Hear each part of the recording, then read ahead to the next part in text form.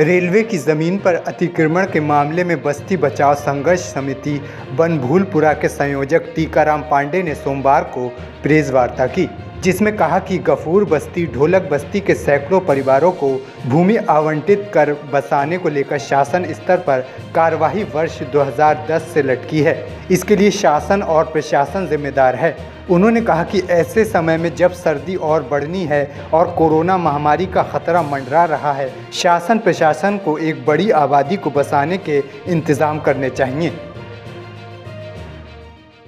High court को अपने फैसले पर पुनर्विचार किया जाना चाहिए। क्योंकि हमारा मानना है कि जो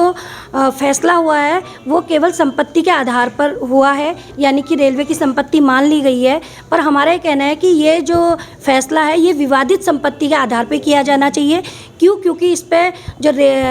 जो बनभूलपुरा वासी हैं वो भी इसे अपनी ज़मीन कहते रहे हैं और रेलवे भी उस ज़मीन को अपनी कहते रहा है। अगर कागज़ों की बात करें तो बनभूलपुरा वासियों से कागज़ मांगे गए हैं, पर रेलवे से जो कागज़ मांगे गए हैं वो केवल जो है उनके पास 4 नक्शे के अलावा कुछ नहीं है। और जो वो है भी वो भी जो है 1959 का जो उनके पास नक्शा बनता है, यानी कि ज़मीन रेलवे के पास भी ट्रांसफ़र नहीं हुई है। दोनों, अगर हम ये कहते हैं कि लोगों के पास ज़मीन की जो लीज पर ज़मीन ली उन्होंने दोबारा उन्हें रिन्यू नहीं कराया है, तो हम ये भी कहना चाहते हैं कि रेलवे की भी जो ज़मीन है वो 1959 में ही उसके स्थानांतरण की प्रक्रिया में थी, उसी टाइम का नक्शा, उसके अलावा कोई इसमें प्रोसेस नहीं हुई है। अब हमारा ये कहना है कि एक तो हम पुनर्विचार की बात कर रहे हैं हाईकोर्ट से, दूसरा हमारा ये कहना है कि जो भी फैसला हुआ है इस पर हाईकोर्ट दोबारा से सोचे कि फैसला जो है 1901 जो अधिनियम है उसके तहत हुआ है, बल्कि जो है जब उत्तराखंड में 1950 जमींदारी उन्मूलन कानून था, यानी कि भूमि सुधार कानून 1950 का था, उस आधार पर अगर हम फैसला लेते हैं